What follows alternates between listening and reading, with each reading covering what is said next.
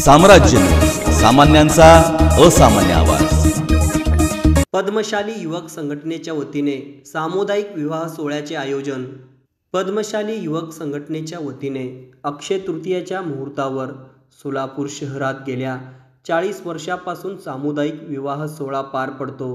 यंदाही सामुदायिक विवाह सोहळा मोठ्या उत्साहात संपन्न होणार आहे।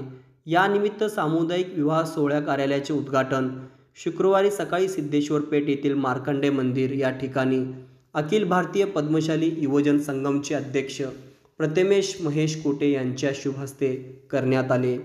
यावेळी पद्मशाली ज्ञाती संस्थेचे अध्यक्ष सुरेश फलमारी, पद्मशाली ज्ञाती संस्थेचे सचिव संतोष सोमा यांच्या प्रमुख उपस्थितीत करण्यात आले।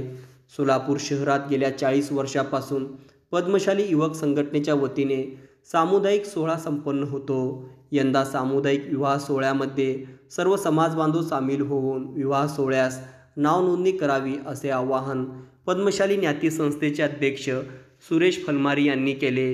या प्रसंगी पद्मशाली युवक संघटनेचे सचिव श्रीकांत दासरी, प्रेसिडेंट मनोहर माचरला, श्रीकांत कमटम, प्रकाश पोरंडला, अंबादास कुडक्याल, पद्मशाली युवक संघटनेचे उपाध्यक्ष नागार्जुन राऊल, गोविंद राजूल, पवन गुडेटी, महेश येमूल आणि समाज बांधव मोठ्या संख्येने उपस्थित होते। पद्मशाली युवक संघटनेच्या वतीने गेली 40 वर्ष झाली आपण सामुदायिक विवाह सोहळा सोलापुरात पहिल्यांदा पद्मशाली युवक संघटनेच्या मार्फत करण्यात येत होतं। परंतु दिवसेंदिवस आता कोटेसाहेब म्हणाल्यासारखं सामुदायिक विवाहामध्ये लोक येण्याचा कमी झालेले आहे, कारण आता बरेचसे लोक श्रीमंत झाल्यासारखं वागू लागले। तेव्हा पद्मशाली हा समाज जवळजवळ 80% गरीब समाज असून त्यांच्याकडे जाऊन युवक संघटनेने परिवर्तन करावं।